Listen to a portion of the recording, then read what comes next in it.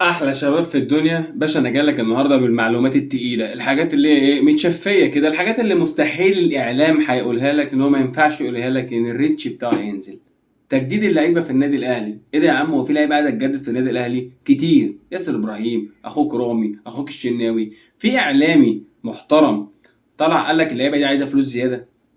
اللعبه دي ما بتاخدش فلوس اللي المفروض تاخدها؟ اللعبه دي عليها وفيها وها؟ ما فيش الكلام ده، ما يتقالش عن النادي الاهلي الكلام ده، هو بس يوقعك يكسرك. زيزو بقاله 20 سنه عايز يجدد، فخلاص سبوت على زيزو بسرعه، وعلى حسام عبد المجيد، وخش لي ببنتايك، وخش لي مش عارف في مين، وعاوز فلوس، وناصر ماهر عاوز فلوس، وفلان عاوز فلوس. كسر يا باشا ودغدغ في النادي الزمالك، ما عندكش مشكله، بس تيجي جنب النادي الاهلي اولع فيك. تمام. واكذوبه بقى، الاكذوبه بتاعت النادي الاهلي، يقول لك انا بروح النادي الاهلي وبدفع فلوس من جيبي. زي حسين الشحات لما جه عمل كده في ماتش الترجي وجا النادي الاهلي، قال لك انا دفعت فلوس من جيبي. النادي الاهلي دافع 4.5 مليون دولار، اللي هم كتير قوي دلوقتي. النادي الاهلي جاب لعيب مصري ب 4.5 مليون دولار من العين الاماراتي. في اعلامي طلع قال لك كتير عليه. هو عمل ايه حسين الشحات يعني؟ عشان بس عاوزين نعرف يعني عمل ايه للنادي الاهلي، فين الانجازات اللي عملها للنادي الاهلي حسين الشحات مش النادي الاهلي؟ ما عملتش حاجه على الله ان شاء الله. وحاجه تانية برضو، اكذوبه تانية، يقول لك انا معلش انا باخد في النادي الاهلي 15 مليون لسه فيها اولى. يا جماعه انتوا بتضحكوا على مين يا جماعه؟ يا جماعه يعني اقنعني معلش، يعني كاهلاوي يا عم، انت اهلاوي بتتفرج عليا بالله عليك يا شيخ، بذممك وذمتك. انت دلوقتي جاي لك 30 مليون، لا يا باشا انا هاخد ال 15، انا بحب الفقر يعني، تحيا الفقر وجدعنه. انت تكذب على نفسك. هو انت زيزو لما انت عاوز تاخده هتخليه فيها اولى ب 15 مليون؟ يعني زيزو مش عايز يجدد في الزمالك ب 70، هيجي عندك ياخد 15؟ وسيبك انت، عندكم قدره لاقناع الجمهور بتاعكم غريبه، او هم بيصدقوا اي حاجه. لا يا باشا، هو يجي النادي الاهلي عشان ال 15 مليون وال 20 مليون. طب ليه؟ ما هو معروض عليه 70 يعني.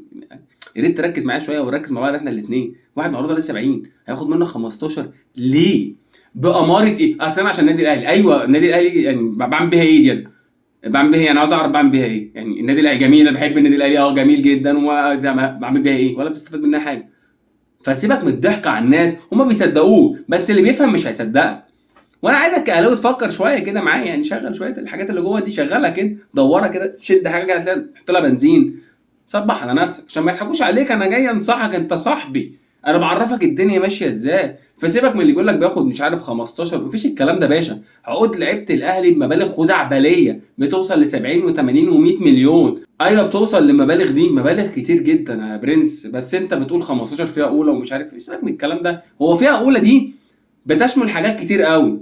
اعلانات، شويه فلوس من هنا، شويه فلوس من هنا، مقدم تعاقد مش عارف 50 ولا 60، بتشمل حاجات كتير قوي. بس المكتوب 15 يا باشا، انا فيها اقول عندي 15 حضرتك، كل باين العقود باينه. بس مستحيل ده الحقيقه، مستحيل على جثتي وجثتك. ما فيش مشكله، انا معايا يا باشا، نطلع الورق ونشوف يعني، شوف انت عاوز، شوف الميزانيه بتاعت حضرتك، طلعوا لي كده، عرفني اللعيبه دي بتاخد فلوس منين، بتجي لها فلوس منين، العقد بتاع مكتوب فيه كام اعلانات وكام وكام وكام. انا ماليش دعوه، انا عارف، بس دي الحقيقه. لعيبتك بتاخد مئات الملايين، بس انت مطلع سيت ان ده فيها اولى 15 عشان زيك يعمل 15. مفيش الكلام ده في اوروبا يا جماعه، مفيش الكلام ده. عمرك شفت مثلا صلاح مثلا في الفئه الاولى؟ عمرك شفت فئات اصلا في اوروبا؟ يعني عمرك شفت في اوروبا في فئات كده؟ مفيش الكلام ده خالص. اللعيب اللي بيجتهد بياخد على قد ما يجتهده، واللعيب كله بقد سعره. انت بتشتغل فسعرك بيعلى، ما بتشتغلش سعرك بيقل، ده العادي، ده الطبيعي. فسيبك من الهري والهبد اللي احنا بنعمله وفيها اولى اصل النادي الاهلي لازم يروح له، اصل مش عارف ايه. سيبك من الهجص والقرع ده كله، مش موجود في اوروبا. هي اصلا الكره بتاعتنا مش موجوده في العالم كله، يعني موجوده ما حدش يتفرج عليها غيرنا. لا وسيبك كده عشان شفر الدوري يعني. يعني ربنا يسامحه بقى، اللي عايز يشفر الدوري ربنا يسامحه، يا ربنا يسامحه يعني عايز يشفر الدوري يا راجل، عايز يشفر الدوري يا راجل اتقي الله. يا راجل اتقي الله، هو في كوره في مصر عشان تشفرها؟ ده لو اتشفرت ما حدش يتفرج عليها خالص تقريبا غير انت واربعه كمان. بس يعني مين هيتفرج؟ مين هيدفع فلوس في الدوري المصري؟ يا راجل اتقي الله. قال لك اصل مش عارف اللي ايه هياخد فلوس. لا النادي الاهلي اللي هياخد فلوس، النادي الاهلي اللي هياخد الفلوس كلها اللي هتدفع، ولا الزمالك هياخد ولا حد. النادي الاهلي يا باشا، لا ما ينفعش، ده بيمثل مصر، بيمثل مصر في المحافل الدوليه، قوه ناعمه. يعني مش فاهم يعني ايه قوه ناعمه، مش فاهم.